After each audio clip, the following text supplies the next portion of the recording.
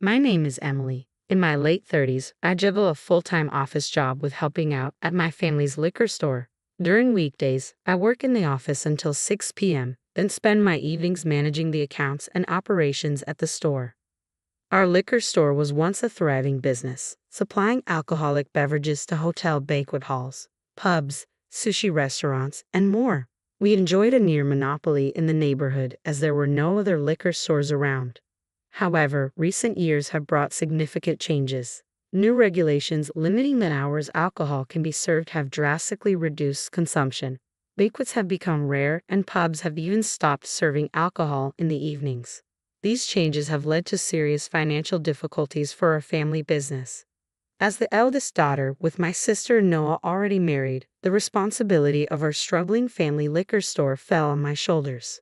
My parents were terrible at managing finances, and their outdated business practices only made things worse as the store's fortunes declined. The existing debt ballooned without us realizing, bringing us to the brink of bankruptcy. Determined not to close the store, my father refused to give up, so I decided to move back home 2 years ago to help. However, the income from the liquor store alone wasn't enough to cover our debts, so I continued my day job and assisted at the store in the evenings. Every weekday evening, after my office job, I'd return home to find my father in the store, the shutters open, holding his favorite beer. "Ah, finally you're back," he'd say, greeting me with a hopeful smile. "Dad, are you drinking again?" "These bottles aren't selling. I'm just drinking them." My father, having consumed quite a bit of alcohol, reeked of it, and his speech was slurred. "Dad, that's enough. Don't drink the merchandise." He responded loudly, "Don't lecture me, the daughter who can't even get married." With that, he stumbled into the house. I cleaned the cluttered store and dived into the books for the day. Dinner didn't happen until after 9 p.m. when I finished the store's closing tasks. I'm used to it, but I still get hungry. Since my parents had already gone to bed, I headed to the kitchen to make instant ramen and started preparing breakfast for the next morning. My mom prefers bread for breakfast and my dad likes rice, so every day I prepare both a Western and Japanese meal. This is how my day ends.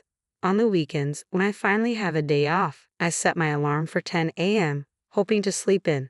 However, my mother wakes me up at 8 a.m. "Hey, heat up your father's miso soup quickly." "Why?" "You can do that, Mom." I refuse. "Why should I have to do the housework when you're here?" "Now get up." My mother seems to mistake me for a housemaid. True, I've always been meticulous and enjoyed cooking and cleaning, so I naturally took on the housework. But ever since high school, my mother, who came to rely heavily on me, dumped everything from taking care of my sister to housework on me. Fed up with this situation, I got a job and started the work I do now as soon as I graduated. In my teens, work was incredibly tough, and there were many times I wanted to give up. But each time, my seniors at work supported me, helping me to keep going. Unable to enjoy a leisurely morning, I would wake up, finish the housework, and go straight to work at the liquor store. I began shouldering the family debt when the business started to struggle, a total of $3 million a year. Frankly, it's not an easy sum to manage. I lived frugally to repay the debt, using only $1 cosmetics from the dollar store and packing homemade lunches. I endured the cold as long as I could to save on heating bills. In a bid to pull us out of this situation, I took it upon myself to help rebuild our family business. I believed that just supplying alcohol to local businesses wasn't going to cut it. I suggested to my dad that we leverage the internet, but he was resistant, saying, "Our old way is the best way." "I'm not the problem, the world is." While I was deep in thought about the business, my mom would nudge me with household chores. "Is lunch ready yet? Did you hang the laundry?" Juggling these tasks left me with little time to devise and execute a plan to revitalize the business, always keeping me a step behind. After considerable effort, I successfully launched online sales using the internet, focusing on rare alcoholic beverages available at our store. With restrictions limiting people's movement, this treasure hunt-like approach to online sales became popular, and our business began to thrive. Simultaneously, our store's online presence attracted more foot traffic. My already limited free time dwindled further, leaving me with hardly any time to myself. I kept pushing forward, driven by the goal of alleviating my parents' debt.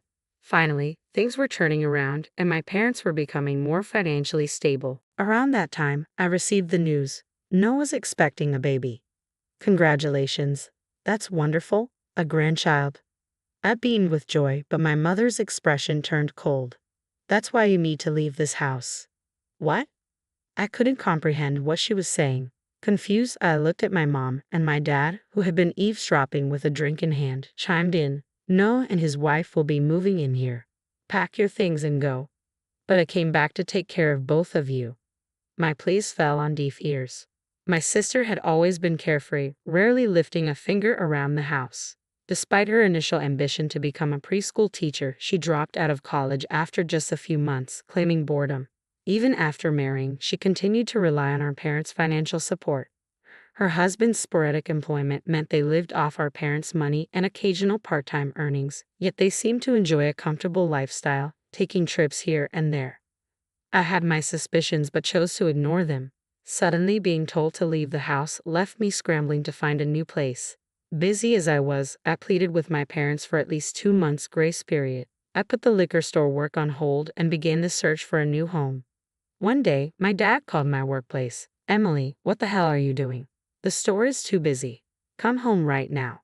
No, I'm at work. Ask Noah, I replied, exasperated by his attempt to dump more responsibilities on me after telling me to leave home. Frustrated, I hung up the phone. A few minutes later, my boss approached me. Emily, your father's on the phone again. Again, I apologized for the inconvenience, I said, picking up the phone.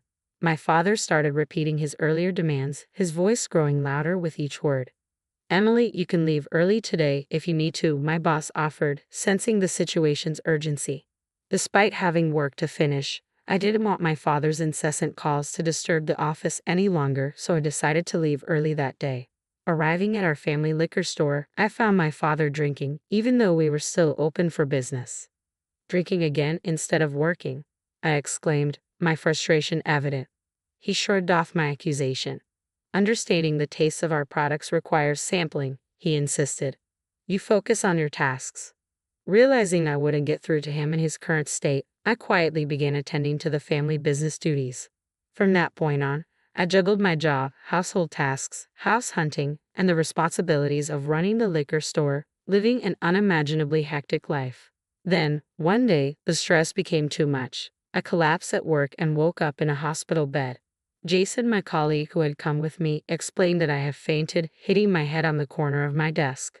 As I gently touched the bandages wrapped around my head, I felt relieved. That was frightening. How are you feeling now? Better, I replied quietly. Tears welled up in my eyes at his kindness. Kindness had been a rare sight in my life over the past few years. At home, despite my efforts at the liquor store and with household chores, appreciation was scarce. Being constantly manipulated by my alcoholic father and self-centered mother had pushed me to my limits. Seeing me in this vulnerable state, Jason said, "You've worked incredibly hard. Soon, you won't have to worry about the house anymore. Let's take it easy from now on." Grateful for Jason's empathy, I nodded. Moving out was on the horizon. The thought of it gave me renewed strength to endure it a little longer. Finally, I found a house and began preparing to move out. Despite this, my parents incessantly nagged me to clean every nook and cranny of the house for my younger sister and her husband, who were moving in. Fed up with being the obedient daughter, I finally stood my ground. "Why don't you handle it yourselves? It's not my responsibility anymore."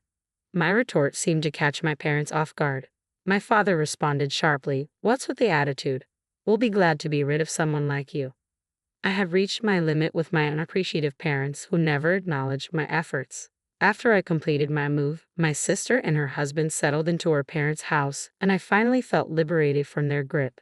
During the weekdays, I focused on work, typically home before 8 p.m. Weekends became a cherished time for sleeping in, leisurely walks, shopping, and reclaiming precious moments for myself. Each day was a newfound joy. Then, 1 month later, a phone call left me bursting into laughter. "What's going on with this month's debt payment?" It was my mother suddenly calling in anger. "Wait, a debt?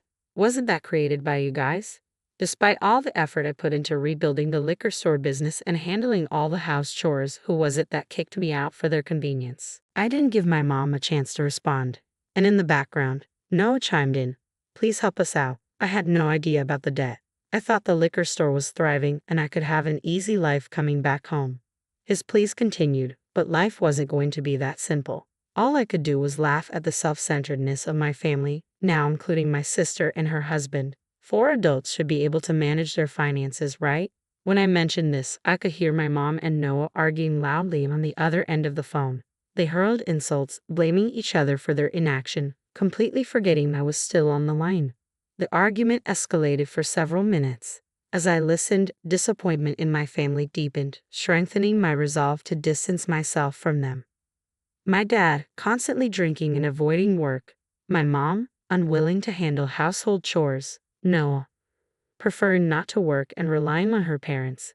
And Noah's husband, equally uninterested in employment. With such an attitude among 4 adults, the income from the liquor store couldn't possibly cover the nearly $1,000 in monthly debt payments and living expenses. Fed up, I declared, I don't want to be involved anymore. By the way, I'm getting married soon and plan to move overseas in a few months. Don't rely on me anymore. Upon hearing this, my mom reacted hastily.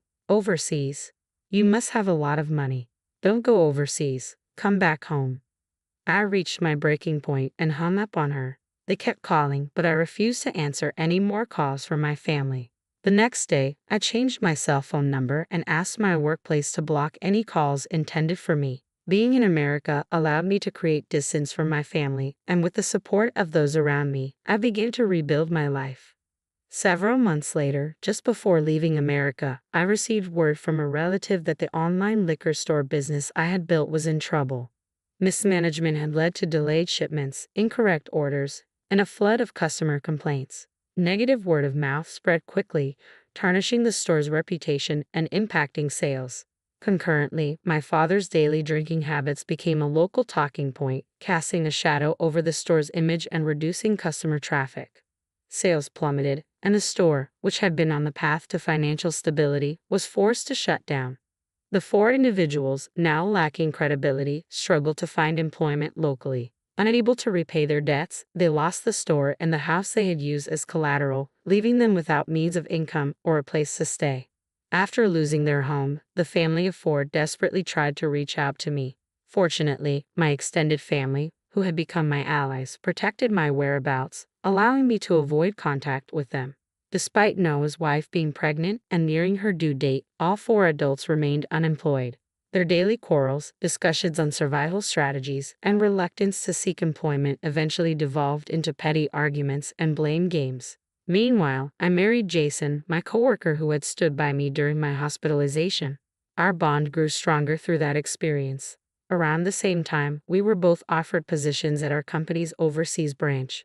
These circumstances led to our relationship and our decision to marry. After dedicating so much time to rebuilding my parents' business, I now cherish the moments with my husband and strive to balance our work and home life together. For years, my family took my sacrifices for granted. They neglected to put in any effort, relying on others for everything, with only their own benefit in mind. It was predictable what would happen to people who never bothered to try. I am grateful to those who rescued me. Using my family as a negative example, I strive to live a fulfilling life, considering not only my own interests but also those of others.